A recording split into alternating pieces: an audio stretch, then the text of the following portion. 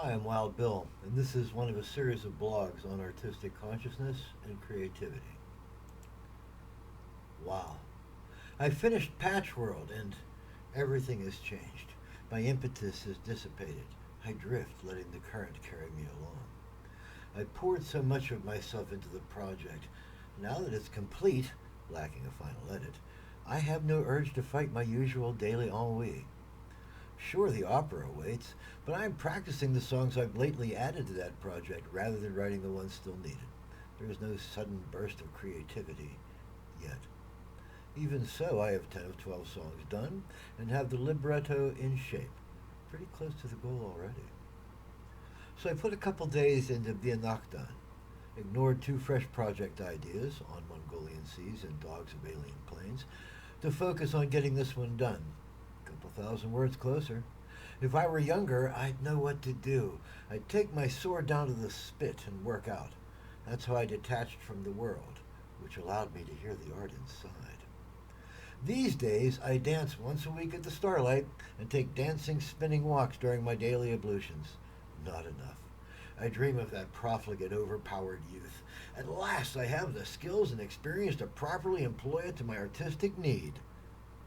I lack the power of youth, which should be its ever-ready complement. New ideas come slowly, but I have already committed to digital memory most of the best ones. I can't practice piano or karate more than I do. I have strict physical limitations.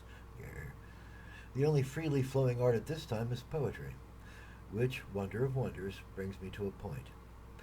I don't write songs for busy work. I write songs because I am driven to write them. It isn't a task. It's the gasping exhalation of stored breath, the joyful, hurried release a sperm whale feels when it achieves the surface after diving into the abyss.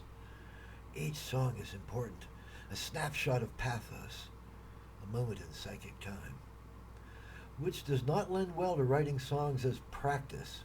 Each song must be unique. Each must carry a flavor different from the others. My streams of consciousness do not need chiding, pruning, or further nutrifying.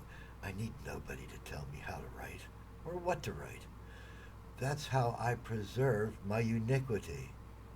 Putting myself in the traces of another's expectations, letting someone of no great authority, education, or expertise in topic direct the flow of my art, is brakes on the race car of my talent.